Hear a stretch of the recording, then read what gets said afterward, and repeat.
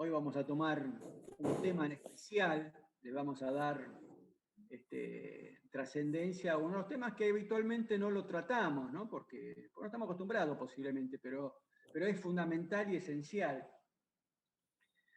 ¿Qué sé yo? Perón decía, a ver si no me equivoco, si no bicicleteo en este tema, pero Perón que decía cuando hablaba la política, decía, y la política es la política internacional, ¿no? Como dándole un rango a la política internacional, un rango superior, un rango fundamental como para interpretar el resto de la política.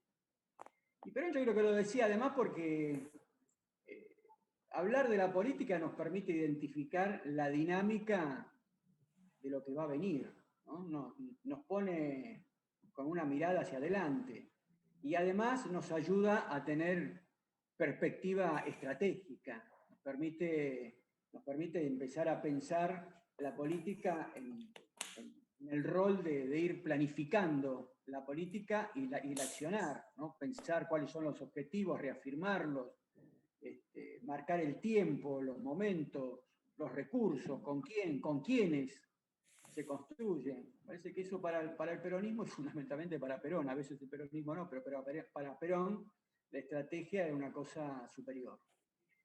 Y en el CEL entendemos que esto es una necesidad y lo tomamos como una obligación y queremos darle particular atención a este tema de la discusión política internacional.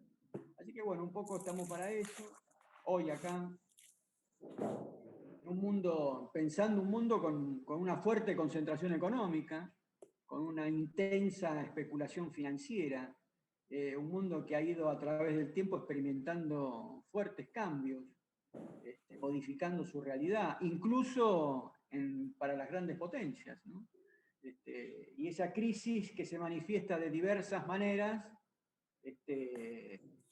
ver cómo incide definitivamente, qué sé yo, en las relaciones internacionales, no sé, en los equilibrios de poder, y saber qué está pasando en el mundo en general y muy especialmente qué pasa con nuestra región. Qué sé yo, conocer qué es lo que está pasando en Estados Unidos, ¿no? Y en China, qué sé yo. Yo me acuerdo que era pibe y había un programa cómico que hablaba del peligro chino, ¿no? Que hoy China se abrió un protagonista fundamental, qué sé yo. Rusia, la Unión Europea y de vuelta, ¿qué pasa con nuestra región? Gracias. Así que bueno, como siguiendo el mandato de Perón,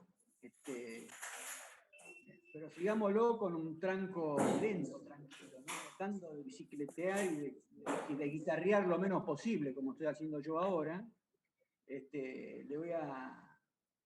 Vamos a tener un invitado de lujo. O sea que él sí no guitarrea, sabe de qué se trata, sabe del tema, no como yo, que es el compañero Walter Formesta, ¿no? Compañero sociólogo, docente de la Universidad de La Plata, uno de los responsables, o responsable del CIPE, que es el Centro de Investigación de Política y Economía, con una vasta producción científica académica, con una intensa actuación docente, libros, documentos, informes, y fundamentalmente para nosotros un amigo, un compañero, uno más del Centro de Estudios Laborales, o sea, no, yo dije un invitado, pero en realidad es uno más de nosotros, y lo recibimos como recibimos a los compañeros peronistas, ¿no? Con mucho gusto, con mucha ansiedad de escucharlo, así que no guitarreo más, amigo y compañero Walter, y te cedo la palabra, y te repito, para nosotros es un gusto que nos estamos dando que vos estés acá con nosotros, y un orgullo. Así que te paso ahí el Gracias, micrófono. Tomás.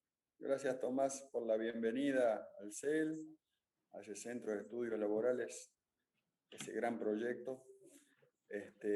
Gracias, Tomás. Gracias también, digamos, siempre al compañero presidente del CEL. No sé cómo bien, cómo uno a veces ¿cómo se llama?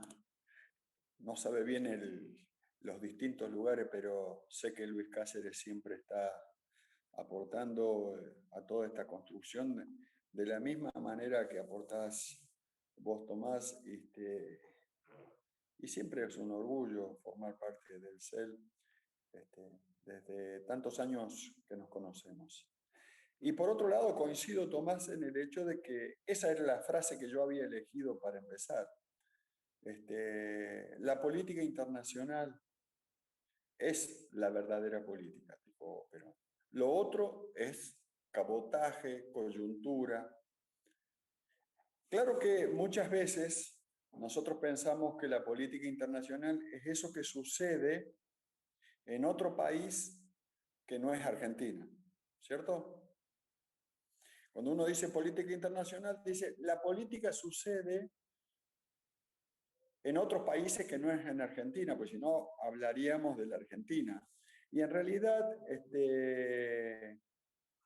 cuando Perón menciona que la política internacional es la verdadera política y el análisis de las relaciones de poder es el análisis de las relaciones internacionales de poder o de las relaciones entre los poderes internacionales, Perón lo que hace mención ahí es, debemos dejar en claro cuáles son los grandes actores del poder que juegan en todos los tableros, en todos los países, en todos los continentes. Eso es lo internacional para Perón. Eso es lo internacional para Perón y para todos los grandes estrategas de todos los tiempos. Y así a lo mejor se entiende más, Tomás. Porque entonces dice, si los actores internacionales son los que juegan en todos los países, entiendo ahora que son los grandes actores del poder porque tienen la capacidad de jugar en todos los países, en todos los tableros, en todos los niveles, y por lo tanto los tengo presente cotidianamente en Argentina. Pero si no hago un análisis internacional para ver cuáles son los actores que juegan en todos los países y por lo tanto las grandes potencias del poder, no queda claro por qué lo internacional se relaciona con lo nacional. Es decir, lo internacional está presente en lo nacional permanentemente. No sé si vos coincidís, Tomás, que esto es una buena aclaración de manera didáctica, ¿no? Es decir, los grandes actores del poder juegan en todos los países. Entonces, la primera pregunta, ¿cuáles son los grandes actores internacionales del poder? Hasta el 2008, los grandes actores del poder eran los grandes actores transnacionales globales, lo que se llama el capital financiero global, que la primera forma de caracterizar a un actor internacional hay que caracterizarlo desde el punto de vista de su potencia económica estratégica. Porque cuando uno lo describe desde su potencia económica, incluso está describiendo sus capacidades científico-tecnológicas y militares estratégicas. Por lo tanto, en ese sentido, uno podría decir hoy, es decir, en el 2008, había dos grandes actores estratégicos, dos grandes actores internacionales. Lo que Perón llamaría los actores del poder global, transnacional financiero, y los actores del poder continental norteamericano, es decir, esos que su base de apoyo principal está en Estados Unidos. Y los grandes actores transnacionales globales son aquellos que su base de apoyo está diversificada ya en todos los continentes, particularmente Estados Unidos. Otra característica, Europa, presencia en Japón, y luego también con presencia en el Asia-Pacífico, específicamente la India y China. digo, en un primer momento. Eso es un actor global, un actor económico estratégico global, que por lo tanto es un actor militar global, y luego tiene la capacidad de actuar desde el punto de vista político y estratégico globalmente en todas las naciones, incluida la Argentina, incluido México, incluido Uruguay, Bolivia, juegan, pero juegan con poder, no es que tienen embajadores, juegan el poder. Y se manifiestan a partir de sus propias empresas, sus propias empresas, incluso controlando partidos políticos dentro de cada país. Esos eran los dos grandes actores estratégicos hasta el 2008. En 1987-91, lo que asistimos es a la caída de la Unión Soviética, la perestroika soviética. Y por lo tanto, el otro gran actor de ese tiempo cae en el 1991. Se desgrana, se desarticula, se debilita su capacidad de proyectar poder. El que da un salto de calidad es el actor, el gran actor norteamericano financiero, es este continentalismo norteamericano financiero que muchos a partir de 1994 empezaron a hablar del tricontinentalismo norteamericano. Incluso, Tomás, vos debes recordar que fines de 1970 ya se hablaba del tricontinentalismo norteamericano, que jugaba apoyado en Estados Unidos, en Europa, a la cual había derrotado en la guerra, y en Japón, al cual había derrotado también en la Segunda Guerra Mundial. Ese actor tricontinental y el otro actor, digamos, hacen un acuerdo con la caída de la Unión Soviética, particularmente el llamado Consenso de Washington, para que no haya peleas entre ellos y para pelearse contra la Unión Soviética. La Unión Soviética cae en el 91, se desgrana y ellos tratan de ocuparla. Todo iba bien en el 94, con el triunfo de Clinton que llega al gobierno de Estados Unidos, sigue la política de acuerdo y de consenso de Washington, pero empieza a haber rispideces en la interna del poder financiero entre globalistas y continentalistas norteamericanos. En 1999, Clinton deroga la ley Glass-Steagall de Roosevelt, que impedía que los grandes bancos financieros globales, los grandes fondos financieros fondos financieros de inversión global, es decir, los fondos buitres, pudieran actuar en cada país, incluso absorbiendo y controlando la banca comercial, y dándole a la banca comercial un nuevo carácter, dejar de prestarle a las grandes industrias y imponer que el verdadero negocio era el negocio financiero. Eso fractura el frente norteamericano, el acuerdo entre globalistas y continentalistas norteamericanos,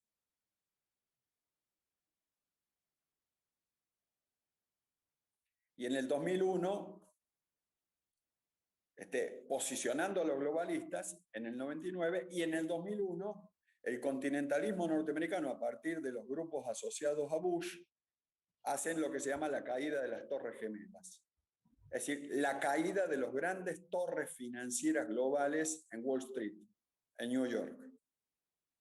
Ahí comienza la guerra abierta en la interna entre el capitalismo financiero global, las transnacionales globales, los actores transnacionales globales, y lo que se llama el gran actor estratégico continental norteamericano. Particularmente toman esa decisión los globalistas, las transnacionales globales, porque ya habían mudado sus empresas para el 2001, dominantemente las tenían totalmente relocalizadas fuera de Estados Unidos, particularmente en Europa y en el Asia-Pacífico, que hasta 1999 todo el Asia-Pacífico, incluido China, estaba controlado por Japón. Eso es 1999-2001.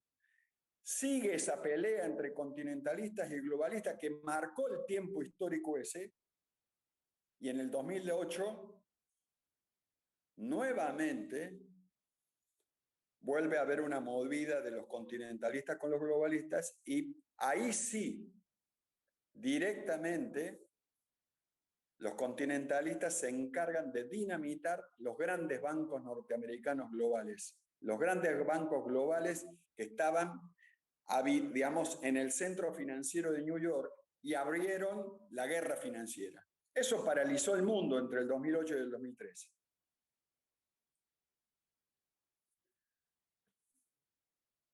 La potencia industrial estratégica china, que como ustedes verán por lo que vengo diciendo, tenía inversiones japonesas, francesas, alemanas, británicas y particularmente norteamericanas, hasta el 2008, a partir del 2008, 2010, 2012, el proyecto de Pekín, porque la mayoría de las empresas transnacionales de afuera se ubicaban en la zona de Hong Kong y Shanghái, que es la vieja área controlada por los británicos desde 1842, a partir del 2010-2012, Pekín, la China nacional, se lanza con un proyecto propio. Un proyecto propio que ya venía construyendo desde el 99, que se llamaban los BRICS, el multipolarismo BRICS. ¿Cómo es que lo lanza? Y lo lanza porque la interna financiera entre los grandes poderes financieros, entre los grandes actores financieros, el continentalismo norteamericano versus el globalismo financiero, el gran actor financiero global, estaba en un nivel de ferocidad, de confrontación, de agudización de esas confrontaciones que los debilita a ambos, y ahí China más India más Rusia,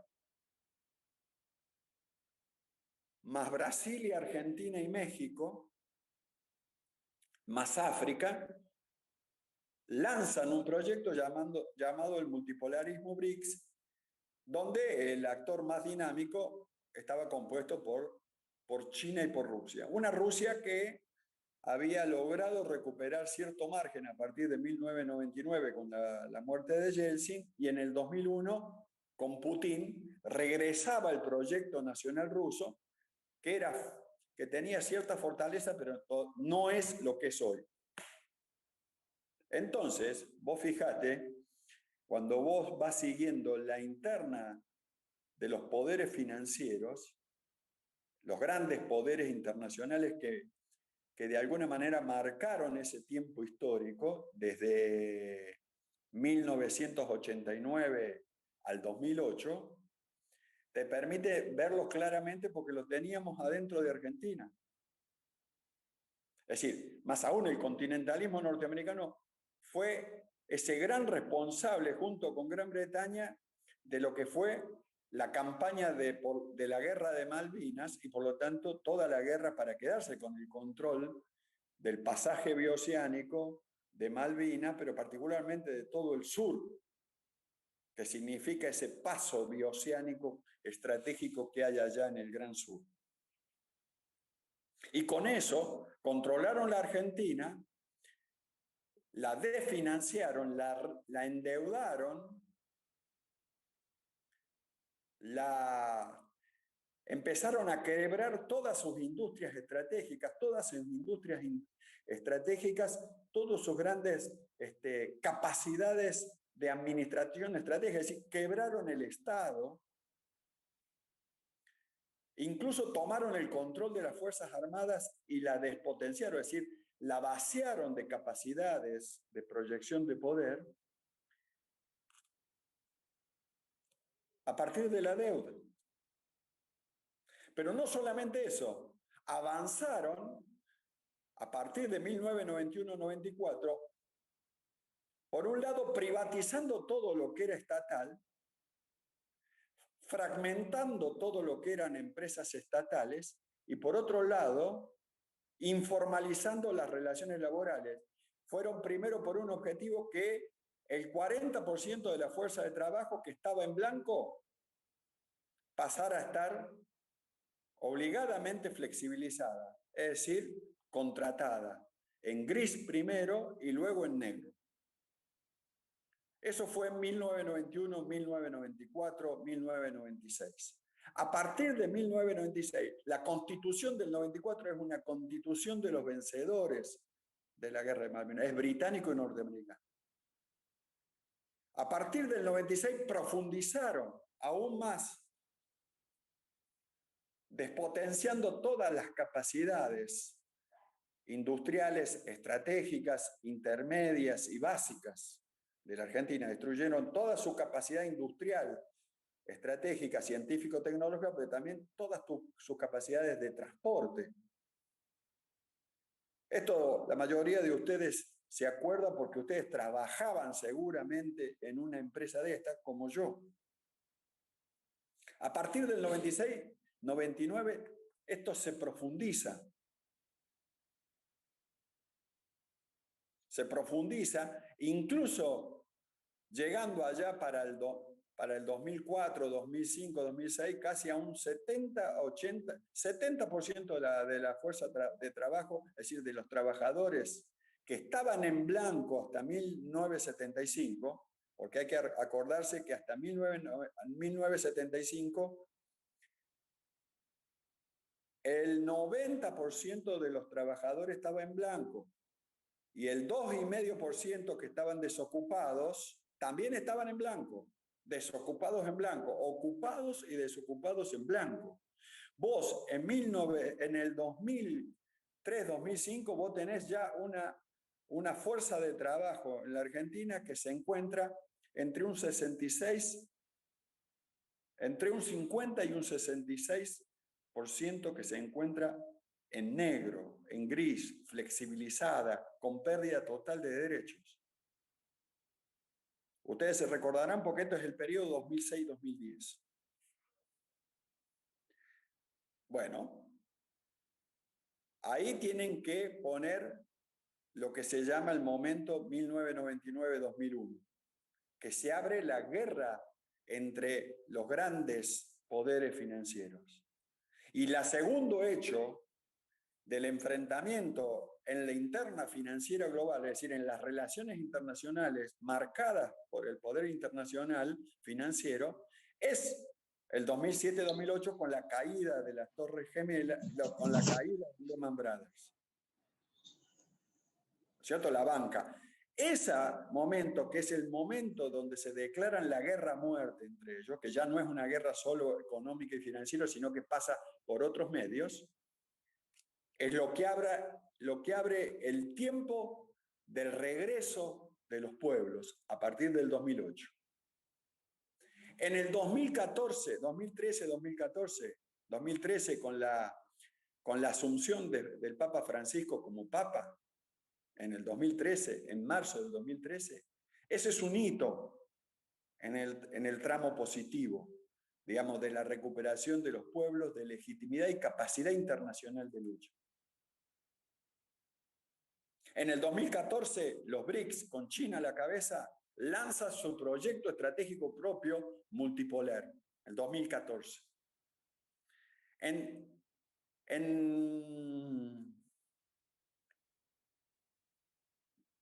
octubre, noviembre del 2016, Trump gana las elecciones en Estados Unidos, que significa estrictamente la fractura, es decir, que la guerra entre los grandes factores internacionales del poder ya no se libra en otros países, se libra también adentro de Estados Unidos. Y eso inicia el tiempo, porque Trump es el gran indicador que en Estados Unidos se empieza a dar un desarrollo de la crisis como si ya fuera o si tratase de un país del tercer mundo. En el mismo 2016-2017 se lanza el Brexit, que es la crisis estructural profunda de Gran Bretaña y la Unión Europea. Por lo tanto, la crisis en el 2007 y la guerra entre poderes financieros también llega a la Unión Europea, llamados los dos grandes centros del poder mundial, particularmente para nosotros que era lo único que veíamos por televisión.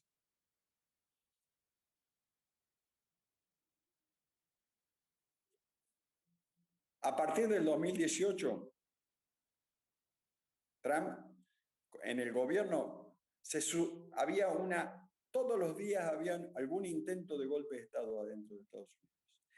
Es decir, la propia guerra entre los grandes factores de poder dentro de Estados Unidos empezaban a marcar y teñir la realidad de los poderes oligárquicos en Estados Unidos, pero incluso del pueblo norteamericano, que ya empezaba a ver que sus industrias ya no estaban en Estados Unidos, sino que ya estaban en el Asia-Pacífico, y empezaban a tener ellos mismos entre un 50 y un 60% de la fuerza de trabajo totalmente flexibilizada y en negro. Cuando nosotros vemos hoy una situación de cuasi guerra civil en Estados Unidos, marcada incluso hoy en el presente, donde el vencedor en las elecciones, Biden, no puede gobernar por la propia lógica de la crisis sistémica, pero también de la cuasi guerra civil, y Trump vuelve de un doble veto para culparlo y que no pueda volver a ser un actor político, sale vencedor de los dos impeachment y regresa a la arena política como si nada hubiera pasado, como si no hubiera habido elecciones, y tenemos a unos Estados Unidos que se encuentran en este momento metidos en una crisis de tal magnitud y dimensión que para los argentinos que podamos entenderlo, se parece mucho a la crisis que nosotros pasamos entre 1975 y 1983. Pero incluso también muy parecida a la que nosotros traemos desde 1991 hasta el 2003-2004. Para graficarnos la dinámica de la crisis, que es una guerra al interior de Estados Unidos. Por eso se empieza a hablar incluso a partir del 2018 de la perestroika norteamericana, que se está observando ya la caída definitiva de los factores internacionales de poder que tenían Estados Unidos como base o plataforma de proyección de poder. Lo mismo pasó en Gran Bretaña y Europa a partir desde el 2017 en adelante. Y hoy, es decir, en diciembre del año 2020, presenciamos el momento en que el Brexit se vuelve un programa concreto que separa totalmente a Gran Bretaña de la Unión Europea. La Unión Europea ahora controlada de nuevo por Alemania, Francia e Italia, la misma que peleó en la Primera Guerra Mundial y la que peleó en la Segunda. Esa Alemania es la que vuelve con otras características. Esa Francia del Este es la que vuelve. Y esa misma Italia del Norte es la que vuelve, la industrial estratégica, teniendo a Alemania como la gran locomotora de la Unión Europea. Y derrotado totalmente el centro financiero de París, el centro financiero de Ámsterdam en Holanda, el centro financiero de Milán, que todavía ahí está, hay algunas revueltas, pero está sumamente debilitado. Eso es lo que va a abarcar este tiempo. Y por otro lado, en Gran Bretaña, debilitada totalmente la City financiera de Londres, ese poder financiero global. Porque cuando hablamos de la City financiera, hablamos de esa oligarquía financiera global. En Londres está la debilidad de los poderes oligárquicos financieros, que incluso Escocia empieza a hablar de su propio Brexit, salirse del acuerdo con Inglaterra y volver a hacer un acuerdo con la Unión Europea. Eso va a marcar este tiempo en los próximos 2 años, compañeros, compañeras.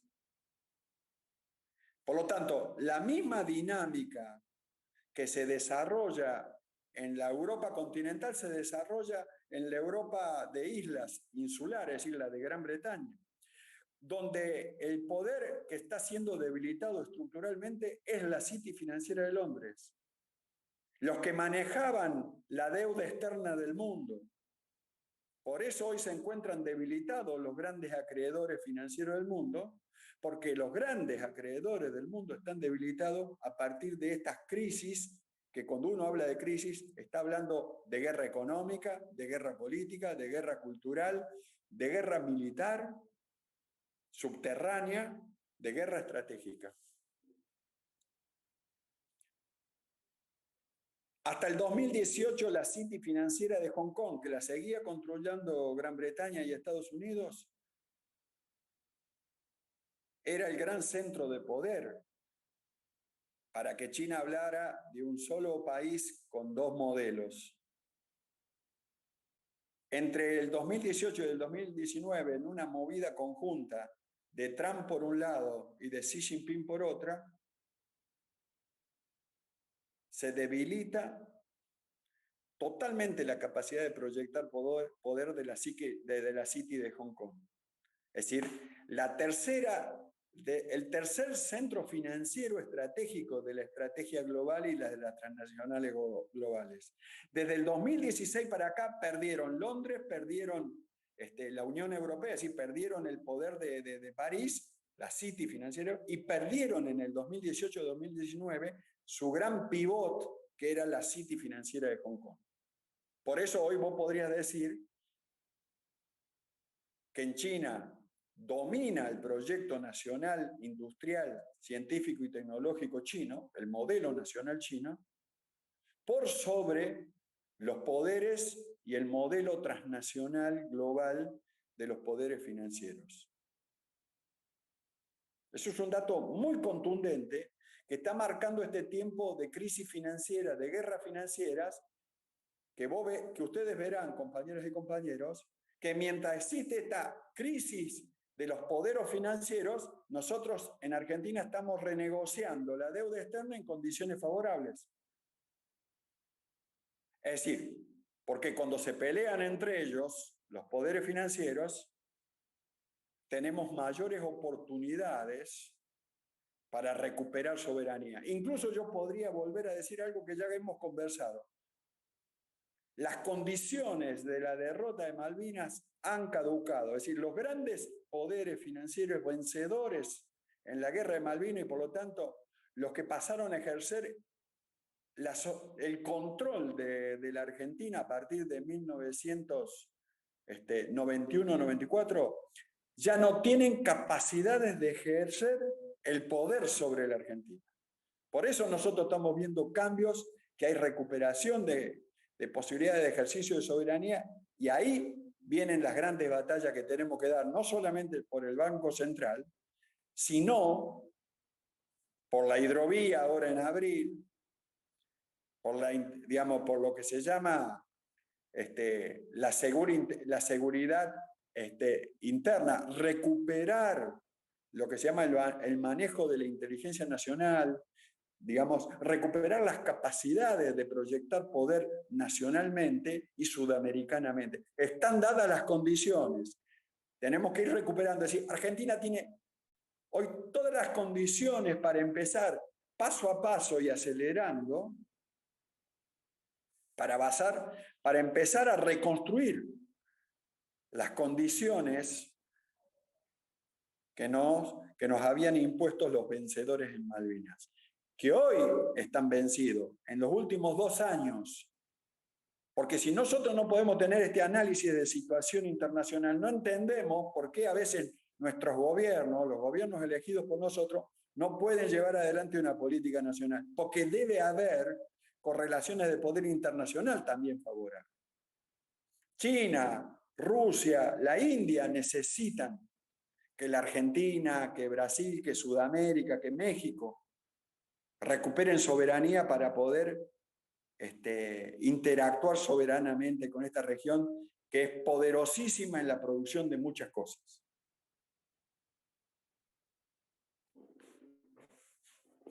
Aquí podría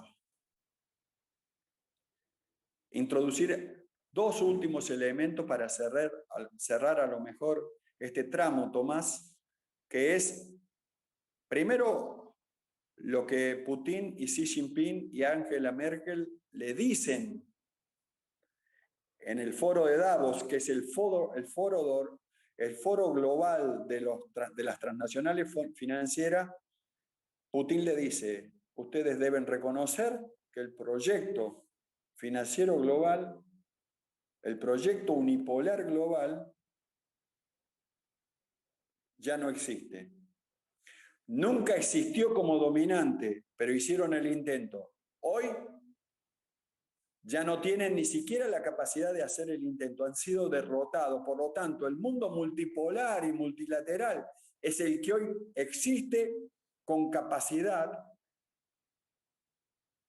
de desplegar política soberana en cada una de sus naciones, pero multipolarmente coordinarlos en términos pluriversales y universales.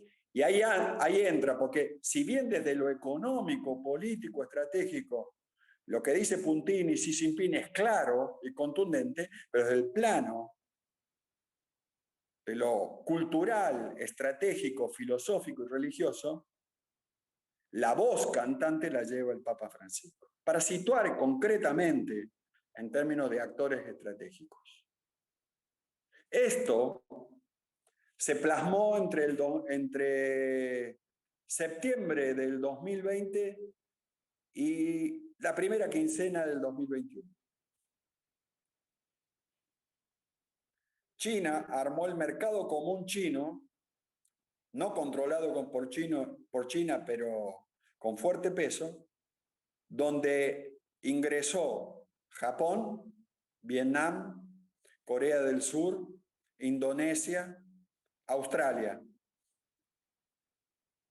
Todo lo que era el área de influencia británico-norteamericana dejó de tener influencia dominante británica-norteamericana y toda esa serie de actores económicos, que estamos hablando, el 30% de la economía mundial se mueve en esa área, quedó en un acuerdo de mercado común del Asia-Pacífico con su actor más dinámico, que es China. ¿Qué hizo China? Se dio beneficios económicos, es decir, compartió parte de la torta económica que viene trayendo y haciendo, es decir, le abrió para que cada uno de esos países, sus actores nacionales, multiplicaran sus ganancias económicas para que estos le cedieran la conducción política y estratégica de ese bloque de países. A los 4 días de sucedido esto, se da el acuerdo de desmilitarización de fronteras entre China y la India. Por lo tanto, en la India, con este acuerdo, que es el primer acuerdo antes de que la India también entre a ese mercado común, lo que nosotros presenciamos es el triunfo del proyecto nacional de la India y multipolar, conducido por Narendra Modi, que es su primer ministro, y la derrota de las dos estrategias británicas y norteamericanas, que eran los otros dos candidatos en la India. Por lo tanto, la India, que era el único actor que podía ir a la guerra con China y ganarle, ya ahora ha dado un paso a partir de resolver la interna del poder en la India y a partir de ahí cerrar un acuerdo estratégico con la India, con China. Por lo tanto, toda esa área, junto con Pakistán, Afganistán, tienen todas las condiciones para pacificarse y esos pueblos volver a producir y a vivir en paz. Todo esto colaboró para el fortalecimiento de Rusia, que es el gran actor industrial, tecnológico, militar de toda esa área, incluso superior a China, con capacidad de desarrollo de la vacuna para solucionar el tema del coronavirus, pero al otro día Putin tiene que salir a hablar con Merkel en Alemania o con Narendra Modi en la India para que la industria farmacológica de la India y de Alemania la produzca en masa, porque Rusia no tiene capacidades industriales para producir masivamente productos. Pero sí tiene todas las capacidades para producir industria militar estratégica. Pero además es una gran potencia energética y llevó adelante el gasoducto para darle gas natural a Alemania y desde Alemania a toda Europa, dejando afuera a Ucrania y a Polonia, porque Ucrania y Polonia son los dos grandes alfiles de la OTAN en la región. Entonces, con esto que acabo de contar y describir, compañeras y compañeros, le estoy dando elementos y descripción de por qué de la debilidad del actor financiero global, de dónde la debilidad del actor financiero continental norteamericano y desde dónde las condiciones estratégicas para que desde Argentina y desde Sudamérica nosotros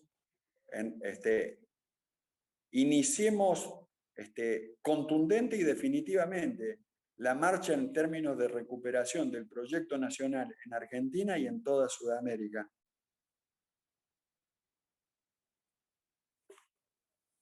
En África, que estaba bajo una situación de guerra desde Libia, Egipto, Sudán, e incluso allá en el Yemen, también la situación ya se solucionó con la derrota de Gran Bretaña y de Estados Unidos en la invasión a Libia, es decir, lo que se llama la intervención en la interna egipcia, es decir, Rusia y Turquía actuaron de un modo que en última instancia Rusia permanece, volviendo a recomponer grados de soberanía que todavía tienen que terminar de recuperarse, tanto en Libia como en Egipto, y Egipto vuelve a cumplir y a poder ocupar en el mundo el mismo lugar que ocupó en 1955-56 con el lanzamiento del movimiento de países no alineados, es decir, la tercera vía de Perón. Con esto, compañeros, a mí me parece que a lo mejor estaría planteado lo que hablábamos con Tomás en esta semana para este diálogo que estábamos haciendo hoy. Así que, Tomás, te doy la coordinación de cómo seguimos.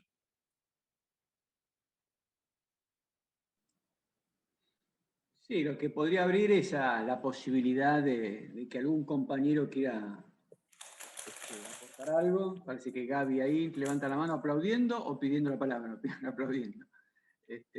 Sí, después de haberte escuchado, Walter, me parece una exposición fundamental, interesante. Bueno, por ahí algún compañero quiere aportar algo, preguntar. Ariel. Dale nomás. Espera que... No, realmente, muy bueno. Ahí está. Un loco fanático de la geopolítica, siempre me gustó seguirla. Por ahí rayando las teorías conspiranoides, ¿no? De lo que es el tratar de controlar el mundo, ¿no? Y como Walter describió ciertas fechas muy fundamentales que dieron el inicio, digamos, a los pasos de control global, por parte de los globalistas y por otra parte de, como él bien lo dijo, del continentalismo norteamericano y el viejo imperio británico disfrazado de Commonwealth, cómo fueron tratando de controlarlo, y bueno, y cómo los anticuerpos también fueron reaccionando de aquellos países que sentían que perdían la soberanía. No sé si lo tiene, seguramente sí, Walter. A mí me gustaba leer mucho a un señor norteamericano que se llamaba Lyndon LaRouche. Sí. Que él hacía mucho énfasis en lo que fue la caída de la cláusula Glass-Steagall para la liberación de los capitales de especulación que Roosevelt tanto combatió, digamos. O sea, la gran crisis de la explosión económica que derivó en esa profunda crisis mundial del 29, si no me acuerdo, si mal no recuerdo, que genera justamente la Primera Guerra Mundial, la Segunda, y bueno, el instaurar el patrón oro y una cláusula Glass-Steagall que, digamos, retuviera encaje, digamos, algo de capital para que se pueda trabajar, generó obviamente las futuras crisis que vimos y que derivó, como él bien marcó, en la caída de Lehman Brothers y la mortgage subprime, y como millones de personas en el mundo perdieron sus casas. Sin duda, eso hizo que muchos actores internacionales de Europa y de sudeste asiático, sobre todo, se empezaran a desprender de eso, porque las burbujas sistémicas que se estaban dando cada 10, 12 años ya eran insostenibles. Así que no, nada, yo quiero agradecer, decir que me dé la razón de que no estoy loco en algunas cosas, porque yo decía, ¿cómo podemos hacer para controlar esto? Y es bueno tener esperanzas de que ese control hegemónico que plantearon, yo digo, en algún momento yo lo pensé como en 3 ejes que ellos lo estaban trabajando, desde la Unión Europea, el control de todo el eje Europa-África, con el ALCA, el control de América total, y la tercera pata de ese imperio, digamos, supranacional, era Asia-Pacífico, encabezado por un troyano que se llamaba, creo, Maurice Green, que controlaba todos los capitales financieros, que sobre todo Inglaterra y Estados Unidos, que trabajaban allá. Creo que nosotros tenemos un parte fundamental en trascadillar de esa estructura de geopolítica y de control supranacional, que fue al ALCA, acá en Argentina, que hizo que la segunda pata, que ya estaba en proceso de construcción, que era el ALCA, diera por tierra con todos esos planes. La verdad que gracias por tus datos, realmente muy enriquecedores. Bueno. Sí, Ariel, yo lo diría de la misma manera que vos lo dijiste. Coincido, incluso le mandé un artículo hoy a la tarde a Tomás, que seguramente te va a cosa, y te vas a encontrar que lo digo igual que lo acabas de decir vos. Digamos, en muchas de las cosas que dijiste recién están ahí. Y eso que nunca nos juntamos ni nos pusimos de acuerdo para esto. Pero sí, porque bueno, la realidad es una, ¿viste? Cuesta verla, pero la realidad es una. Y lo importante ahí, si yo pudiera aportar algo sumando a lo que vos venías diciendo, Ariel, es que el multipolarismo se ha tornado dominante. Es decir, tiene las capacidades en lo económico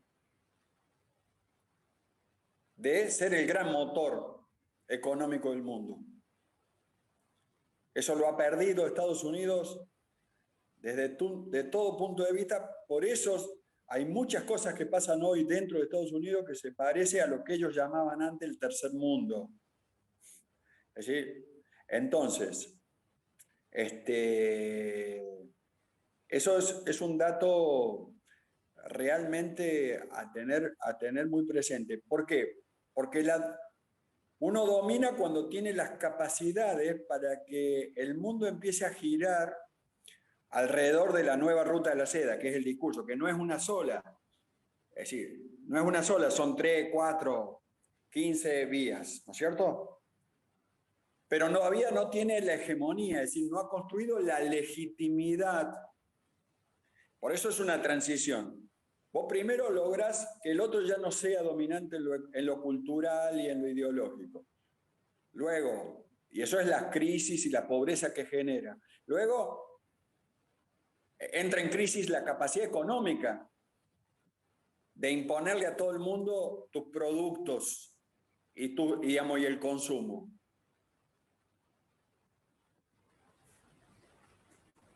Bueno, ese es lo que se llama, los grandes poderes financieros globales perdieron la capacidad de dominación, es decir, ya no dominan en lo económico el mundo. No son ellos el motor económico estratégico del mundo. Culturalmente hace rato que ya venía en crisis su cultura.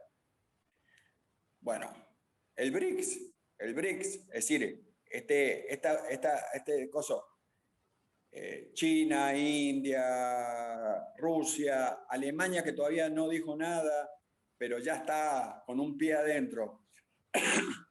África, particularmente en el pivot entre Egipto y Sudáfrica. Y después Sudamérica, México, Argentina y San Pablo. Para cuando te acordás a Perón, ¿no? Allá cuando hacía el acuerdo con Getulio, por eso lo asesinan a Getulio, ¿no? Ese era la gran eje vertebral.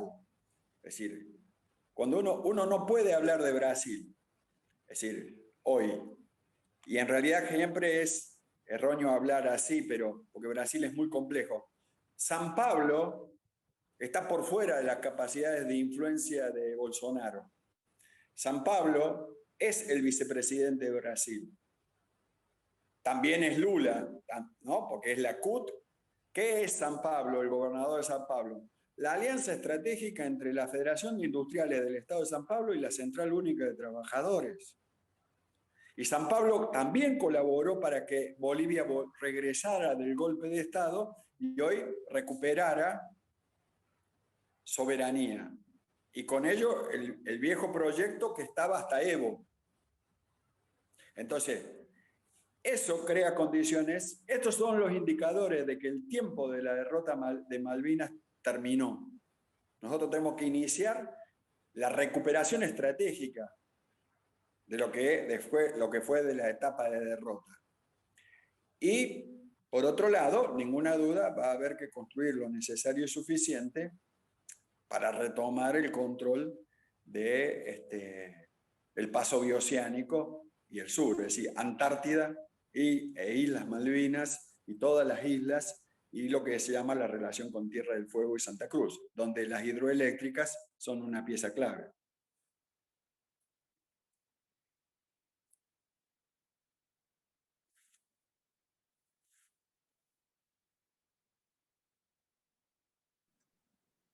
¿Puedo, Tomás?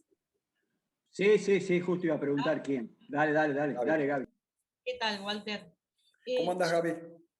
Debido a lo que estás ahí contando, me surge me imagino que además vos armaste un esquema un poco rápido, aparte para que lo entendamos, y seguramente debe estar lleno de aristas y zonas grises.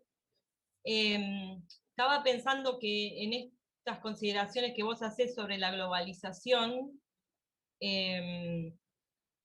estos capitales que tienen como una dinámica doble, por un lado siguen comportándose en forma como la dinámica de los capitales globales, y por otro como capitales nacionales. Estoy pensando, por ejemplo, en Samsung, por poner un ejemplo, y por ejemplo, cómo pasaría en Argentina, salvando las distancias, ¿no? Pero me parece que la frontera entre lo exterior y lo interior, la política exterior y la política interior, no está tan trazada, en forma tan marcada como me pareció entender de lo que decís vos, ¿no? Entonces las condiciones internas y las condiciones externas están vinculadas en cada región de forma particular.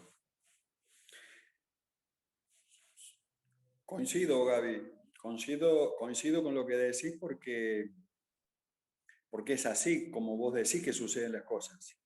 Lo que pasa es que hay cosas más claras y más avanzadas. Uno diría desde la Argentina, en el primer año, incluso con pandemia, uno de los grandes objetivos en el medio de la pandemia es lograr salir de la condición de deuda externa, ¿no? Porque las formas invisibles de la dominación del otro es imponerte una condición de deudor. cierto? ¿Cómo es que solucionaste vos el tema de la deuda externa y conseguiste un plazo para pagarlo y término para pagarlo, donde se concentra todo en el 25-26? Eso es correlación de poder. Porque vos sabés que la deuda es el modo en que toma la subordinación. Porque yo no puedo andar haciendo un discurso, es decir, vos estás arrodillada y me perteneces. No, yo tengo que decir, no, usted está totalmente endeudada, entonces tiene que hacer lo que, bueno, las leyes dicen. Bueno, eso es lo que quiere decir deuda externa. Ahora, a esa condición nos llevó la derrota en la Guerra de Malvinas, que termina en 1991. Empieza en 1970, fina del 75 y termina en el 91, que es cuando te obligan a firmar los tratados el Tratado de Londres y primero el de Madrid, donde Madrid es una sucursal de Londres, ¿no? Entonces, cuando vos empezás a poder salir de la condición de deudor, porque vos no te creas que Guzmán y el jefe de Guzmán es Gardel. Hay condiciones para que eso suceda. Hay condiciones de poder para que eso suceda. Porque de hecho la primera reunión se hizo en Santa Marta de negociación, donde fue Guzmán y el jefe de Guzmán, que era su profesor y Stiglitz, ¿no? Entonces, vos me decís, vos fíjate qué buena muñeca, y el tipo logró resolver lo que nadie resuelva. No, lo que es la correlación de poder, lo que da las condiciones. Luego hay un proceso en el cual vos vas plasmándolo. El otro siempre trata de hacer contragolpe. Eso está ordenado. El tema de deuda externa está ordenado de tal manera que no haya una asfixia. Si no, vos no podés declarar el 1 de marzo que iniciase el juicio contra un expresidente en la Argentina, socio de esos intereses vencedores en Malvinas. Pero no solamente inicias un juicio contra cosas, sino que se inicia el juicio contra las autoridades que le dieron el crédito desde adentro del FMI. Y ahí entra Georgieva, que una búlgara jamás podría haber sido presidenta del FMI. Es decir, y la nueva realidad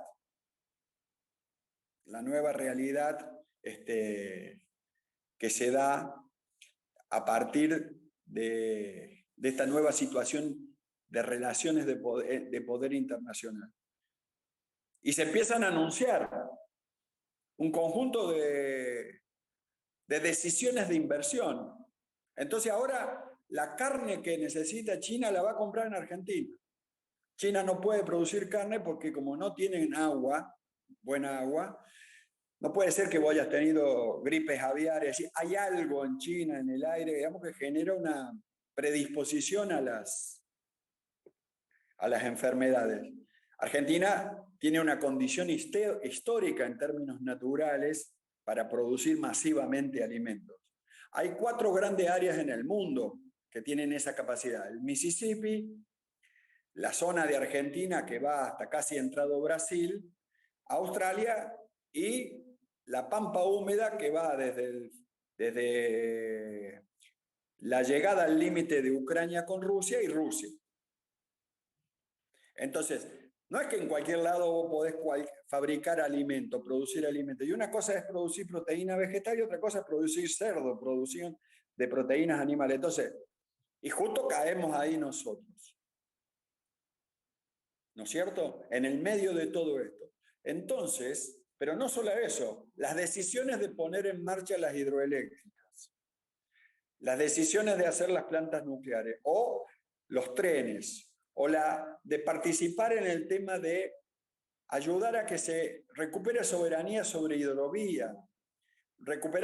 Si vos recuperás capacidades sobre la hidrovía, que es una pelea que va a llevar 3 años, no es un papel que se firma en el despacho de presidencia. ¿No es cierto? Si vos recuperás ahora en abril la licitación y después lo que siguen las negociaciones, si vos recuperás eso, recuperás industria naval fluvial y naval marítima. Es decir, podés volver a pensar en el mar. Y después etcétera. Y así se mide correlación de poder, con cosas concretas. Esto no es poesía. Y después al norte el litio, pero también el gas natural de Bolivia, que es el verdadero yacimiento de gas. Y en eso, San Pablo tiene tanto interés como Argentina en ese gas. Pero también en algún momento va a haber que ayudar a que Paraguay recupere de nuevo la soberanía que perdió. E incluso habría que ayudar a Uruguay a que se secesione de Montevideo, particularmente de la City financiera de Montevideo. ¿No? Datos que podríamos... Entonces, vos lograste un primer acuerdo. La deuda externa la pagás, el grueso lo pagás a partir del 2025.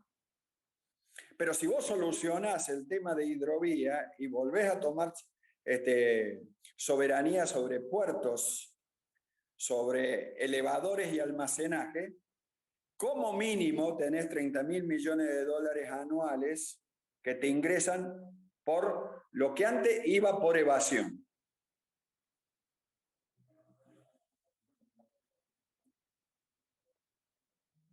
Eso es soberanía. Son datos concretitos, Gaby. Por eso la discusión tiene que ir a datos concretos para que se demuestre si uno está hablando de poesía o está hablando de política internacional.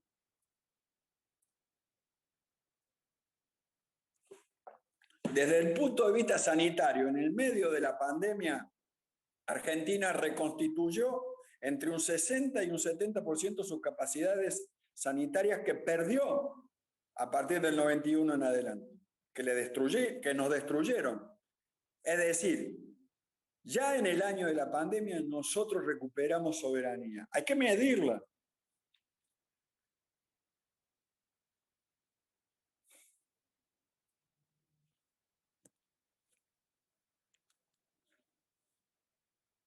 ¿No?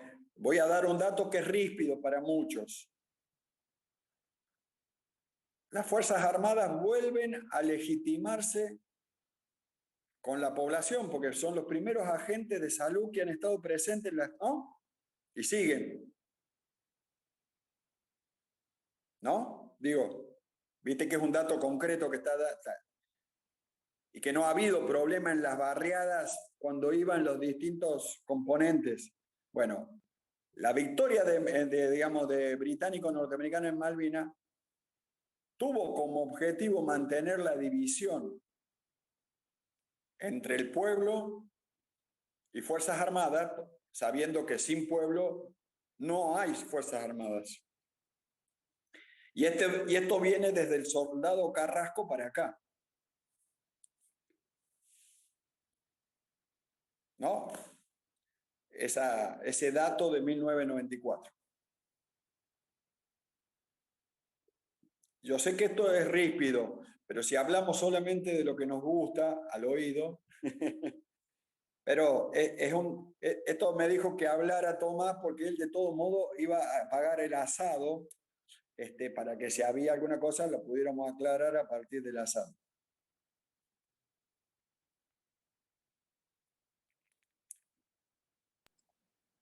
No hay problema, Walter. Después hacemos la lista. Después hacemos la lista. No, muy bueno, muy bueno. Digo, nos estamos metiendo en temas de la Argentina, de temas que nunca hemos tratado porque sabemos que siempre son ríspidos. Porque se nos cruzan las anécdotas a todos nosotros. Se nos cruza nuestra propia historia. Siempre es mejor hablar de los países de al lado. Es más fácil.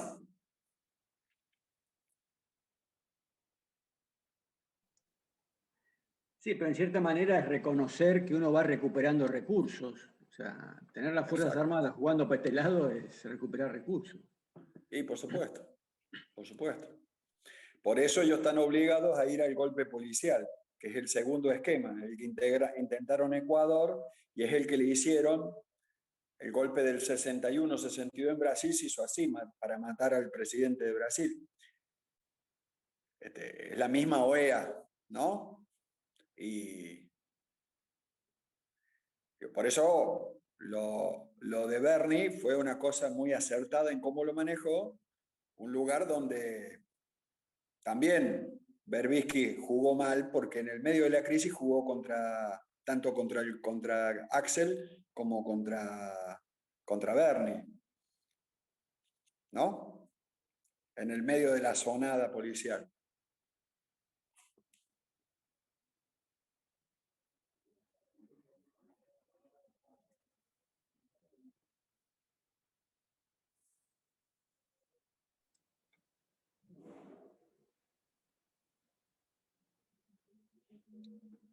¿Alguien más?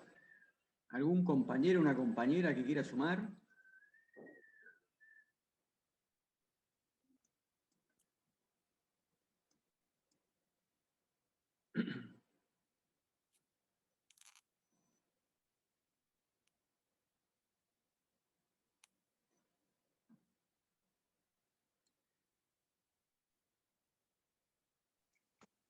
Bueno, Walter, nos dejaste a todos No, espero que, digamos, que les haya gustado y les haya parecido útil.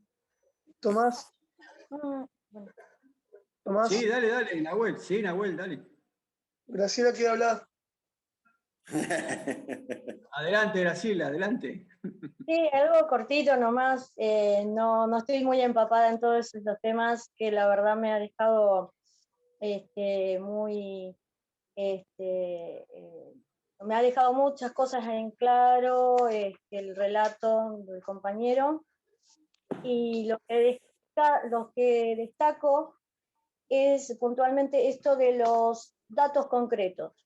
Me parece que en medio de tanta historia, tantas cosas, tantas cuestiones de poder y tantas idas y venidas de nuestra historia, la historia del mundo y la geopolítica, como un berenjenal de cosas, lo importante también, para poder visualizar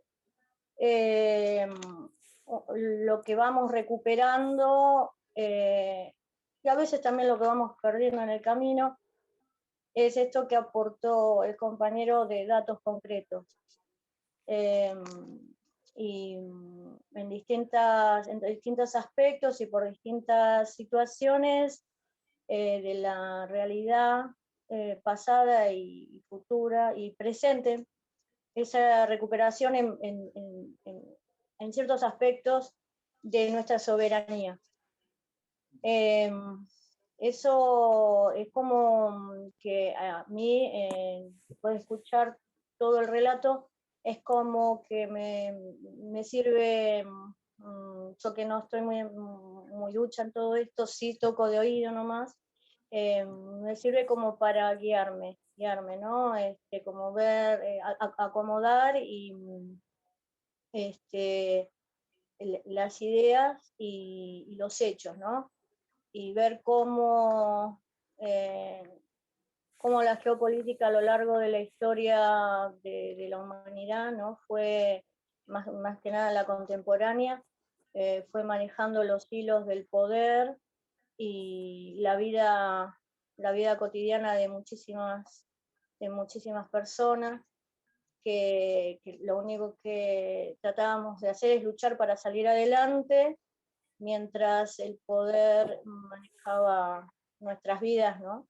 Como títeres, como hilos financieros, que aún con todo el poder económico y la riqueza natural de nuestro país, no hemos podido a veces sortear, y ha dejado un resultado de retroceso en nuestra economía y en lo que es la parte financiera, que la verdad que los periodos que hemos tenido a lo largo, como ciclos, lo que yo veo son como ciclos que vamos pasando en nuestra historia, donde vamos más o menos bien, viene una crisis, otra vez a empezar, bueno,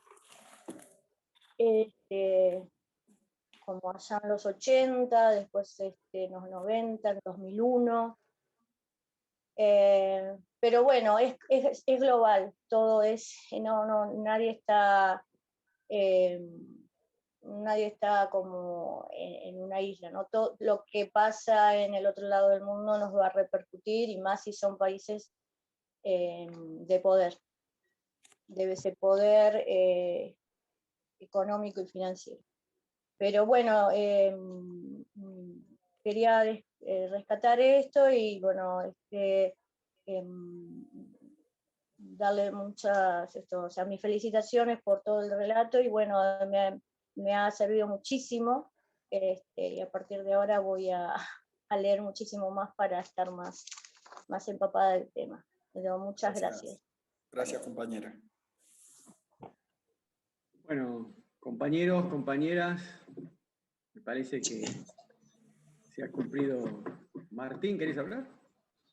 Sí, bueno, en realidad, digamos, más que nada es una pregunta que me hago y que les hago a todos, fundamentalmente al compañero que tuvo a su cargo la descripción de todo este proceso que me resultó verdaderamente interesantísimo. Y la pregunta es, o es más de una.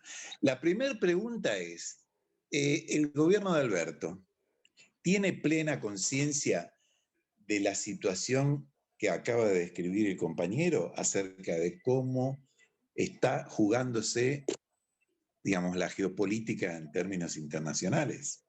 Esa es la primera pregunta. O sea, si hay conciencia en el gobierno de Alberto de cuál es la verdadera situación que afronta el mundo hoy y cuál la posición que tiene la Argentina. Tiendo a creer que en parte es cierto que ha de tener este mismo diagnóstico, porque como bien señaló el compañero, el éxito de alguna manera que ha tenido nuestro ministro de Economía negociando la deuda pareciera ser reflejo de haber advertido esta realidad, ¿no? O sea, no creo que haya ido a la negociación sin tener en cuenta cuál era su verdadera fortaleza, por decirlo de alguna manera. Entonces, ahora, una cosa es que haya una visión parcial o una visión recortada de este mapa geopolítico, y otra es que exista plena conciencia. Ese por un lado es una pregunta. Y la otra es otra pregunta incluso quizás más interesante, y es si efectivamente todo esto que está sucediendo a nivel internacional es efectivamente así, y yo creo que es así. Nosotros, al decir nosotros me refiero a nosotros como país, podemos ser solamente, o digamos, un elemento pasivo que solamente padece o disfruta de las situaciones geopolíticas internacionales, o podemos ser coautores o coadyuvadores de que estas situaciones se profundicen. Son como dos maneras diferentes de participar del proceso. Una es, ya sea o siendo protagonistas activos y beneficiarios de alguna manera de toda esta nueva situación, o simplemente ser, digamos, simples espectadores, no sé cómo llamarlo. De ser partícipes activos, sería importante ver de qué manera nosotros, todos nosotros, los que estamos hoy acá, de qué manera podríamos participar colaborando, contribuyendo de manera activa a que este proceso, que está más que insinuado, ya está planteado, se profundice. ¿Se entiende lo que digo? Sí, Martín. Sí. ¿Y qué? Sí, en la primera parte, Martín, Sí. sí hay un diagnóstico, sí tienen un diagnóstico. Primero, porque en ese nivel, por lo menos eso tenés. Pero Claro. siempre te diría que vos por lo menos tenés que tener un diagnóstico. De todos modos, porque como ahí hay un diálogo de tándem con Cristina, Es decir, ese diálogo existe. Es decir, ese diagnóstico existe. ¿Cuál es el diagnóstico exactamente? No lo sabemos ni vos ni yo. Pero hay uno. Existe el diagnóstico, lo importante es saber incluso la ponderación sobre la posición de los actores, la proyección y después la decisión en términos de con quién formar equipo, ¿no? Son equipos transitorios. Cuando fueron los primeros días del 2020, también se fue a México. Se fue a México y ahí hubo una reunión. Ahí hay dos reuniones claves, que una la de Santa Marta. Luego de Santa Marta, hablar con Merkel, hablar con el presidente de Francia y el primer ministro de Italia. Eso es un dato clave. El diálogo con Rusia y con China se hizo por teléfono y a través de las embajadas, porque los países todos los actores están presentes a través de sus embajadas y agregados en cada país. En México, López Obrador es un, imagínate, recupera Cárdenas, recupera el viejo nacionalismo industrialista. El otro día, en el aniversario de sus Fuerzas Armadas, hizo un discurso de un nacionalismo histórico, industrial, democrático, tremendo. Y su canciller es un hombre de diálogos fluido con los grandes actores financieros desde siempre. Entonces, este segundo viaje, hace poquito, que yo creo que muchas cosas que sucedieron antes querían entorpecer todo eso. Lo que pasó, usar el Ministerio de Salud para generar una debilidad más hacia afuera que hacia adentro, vos viste que algo que ya terminó. De eso que hablamos, ya dejó. Eso es, vos sabés que es muy importante, Martín, cuando vos agarras esas cosas puntuales y haces un ejercicio corto, ¿viste? De tal manera no tenés que andar haciendo 20 años. Es muy interesante, ¿viste? Plantear los escenarios y mirarlos después. Bueno, ese es un dato central. Ya había sido central de qué modo jugó México y Argentina y San Pablo en el salvoconducto a Evo Morales, en el golpe sobre Evo. Incluso cómo jugó la Argentina y México y también San Pablo, bajo cuerda, en la asunción del nuevo presidente y el respaldo que hubo que hacer porque el Comando Sur y la OEA estaba presente. Y fueron exitosos. Todos esos éxitos no son azarosos, son indicadores de la nueva situación. Y te juro de que, imagínate, yo vengo aprendiendo a hacer esto desde el 87, 88, y uno siempre va ensayando y después va viendo en ese caminito cuáles son los caminos más acertados para recolectar información, lectura y generación de escenario, lo que Perón le llama el diagnóstico, lo que le llama después el momento en que uno debe hacer, es decir, definir la línea de acción y luego el plan, es decir, la concepción de cómo abordar. Entonces, hay muchos elementos presentes permanentemente, no solamente en el discurso del presidente o la vicepresidenta, sino incluso de los gobernadores, que es muy interesante, incluso los intendentes del conurbano son piezas siempre clave, unos más que otros. Y después esta cuestión, ¿no? El lugar de San Pablo, que es el vicepresidente de Brasil, que vino a la asunción de Alberto y de Cristina sin autorización de su presidente. Lo que pasa es que él no necesita autorización ninguna. ¿No? Y esa es sería de alguna manera algo que aportaría en la línea que marcaba tus preguntas, Martín.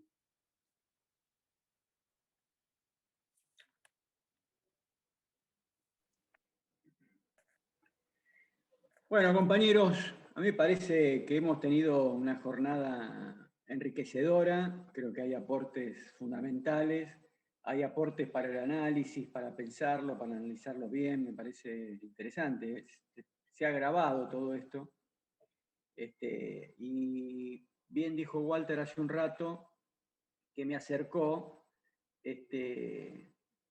ver, espera que entro. Me acercó una nota que se llama Hacia la nueva civilización multipolar. Eso lo vamos a subir a las redes nuestras, las redes del CEL, para que podamos tener acceso todos.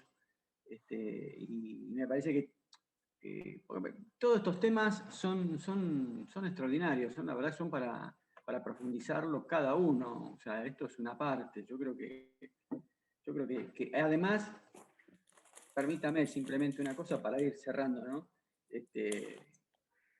Toma dimensión el momento que estamos viviendo. Entender de dónde venimos, del estado de crisis en que estaba la Argentina, el desmantelamiento que ha tenido el Estado Nacional en estos últimos 4 años macristas. Y me parece que la Argentina tiene una voluntad de reposicionarse y hacer frente a una nueva situación de geopolítica internacional, y me parece que Alberto ha entendido esto. Yo no creo que Alberto no lo entienda, todo lo contrario, me parece que Alberto lo entiende claramente.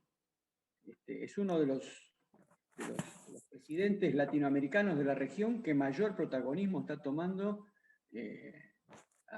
a nivel global. Entonces, me parece que eso a nosotros nos debería, en principio, sorprender, alegrar, porque somos parte de todo este proceso que se está viviendo. Yo soy un convencido que estamos viviendo un tiempo de inflexión. Difícil, muy difícil, pero estamos en condiciones, se van dando las condiciones para que Argentina recupere lo perdido durante mucho tiempo.